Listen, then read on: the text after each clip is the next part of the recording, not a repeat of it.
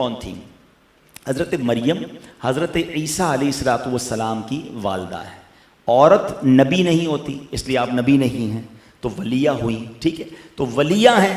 अब इनसे जो भी ऐसी बात होगी जो हमारी नॉर्मल रूटीन में नहीं होती, तो वो करामत ही होगी, मौजज़ा नहीं होगी। नबी से हो तो मौजज़ा है, वली से हो तो करामत है। ठीक है, मैं इसलिए थोड़ा सा ईजी करके आपको समझा रहा हूँ। हज़रत ज़करिया अला नबीना अलैहिस्सलाम, अल्लाह करीम ने उनको नबूवत के शरफ़ से नवाजा था, मगर उनके यहाँ कोई औलाद नहीं थी और बिल्कुल अब ज़ईफ़ हो गए थे, कमज़ोर हो गए थे और काफ़ी तवील उम्र भी हो गई थी। अब आपके बारे में आता है कि आपके दिल में बड़ी तमन्ना थी कि मुझे अल्लाह करीम बेटा अता फरमाए। उन्होंने कई बार अल्लाह की बारगाह में दुआ की, मगर अल्लाह की शान बेनियाजी देखें कि उनके यहाँ कोई औलाद नहीं हुई। या मैं रुक जाता हूँ थोड़ा सा, बहुत सारा मसला यहाँ भी हल हो जाएगा। बहुत सारे लोग मिलते कहते मेरी दुआ ही कबूल नहीं होती, मैं तो नमाज भी पढ़ता हूँ, मैं मज़ार पे भी जाता हूँ, मैंने मक्के मदीने में भी दुआ की, मैंने फ़लाँ बुज़ुर्ग से भी दुआ करवाई।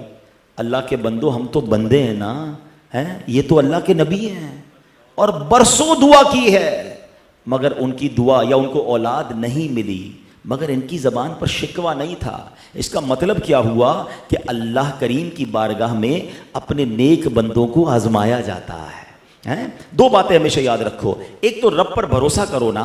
हैं? कई बार मैंने ये एग्जाम्पल दी है कि हम अपने बच्चे को बहुत सारे मौक़ों पर उसकी पसंद की चीज़ नहीं दिलाते, वो रो रहा होता है। हैं? कभी गला ख़राब हो तो आइसक्रीम नहीं खिलाते। क्यों नहीं खिलाते? यार आइसक्रीम खिलाएंगे तो और ख़राब हो जाएगा, हालांकि वो रो रहा है।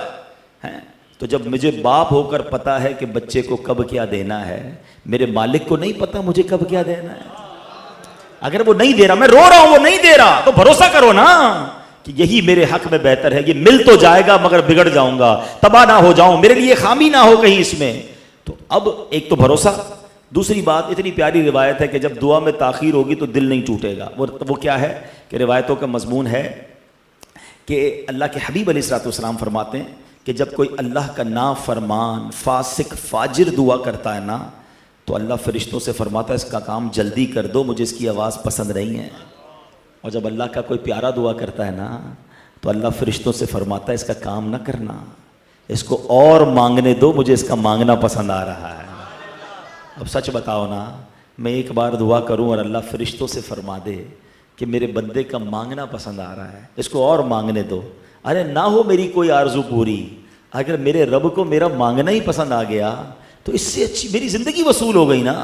तो भरोसा किया करो रब पर, जल्दी ना मचाया करो, शिकवे ना किया करो। मैं हज़रत ज़करिया अल्लाह के नबी की बात कर रहा हूँ, ज़िंदगी गुजर गई दुआ मांगते हुए, या अल्लाह औलाद दे दे, नेक बेटा दे दे, औलाद नहीं हुई। अब एक बार हज़रत ज़करिया ने क्या देखा कि बीबी मरियम, उनकी एक मेहराब थी जहाँ वो इबादत करती थी बैतुल मुक़द्दस में। वो वहाँ गए तो उन्होंने देखा कि सर्दियों के अंदर गर्मियों के फल, या गर्मियों में देखा तो उनके पास सर्दियों के फल थे। कहा मरियम ये फल किधर से आए? कहा अल्लाह की तरफ से आए, अल्लाह की तरफ से मुझे रिस्क मिलता है। फल आ जाते थे मेहराब के अंदर। हैं? अब मिसाल के तौर पे गर्मियों के अंदर जो है, जो आम होते हैं, अगर किसी को दिसंबर के अंदर आम ताज़े ताज़े मिलना शुरू हो जाए, अब तो खैर फ्रिज में रख देते हैं लोग, लेकिन नॉर्मली तो पॉसिबल नहीं ना।